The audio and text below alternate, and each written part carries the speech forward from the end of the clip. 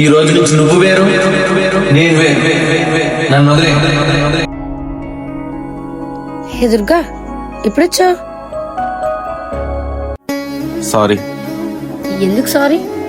మాకన్నా బాగా చూసుకుంటున్నావు కదా నువ్వు తాతయ్యని. మా అమ్మ దగ్గర ఉన్నా ఇలా చూసుకోలేదు తెలుసా. అస్సలు ఎక్స్పెక్ట్ చేయలేదు నీ నుంచి ఇది. నైట్ తాతయ్యకి ఏమైనా అయ్యుంటే? ఇదిగో నీ ఫోన్. నీకు తాతయ్యకి టికెట్స్ కూడా బుక్ చేశాను. ఎల్లుండే మీ ప్రయాణం. నీకు ఇదే కదా కావాలి. అది కాదు దుర్గా,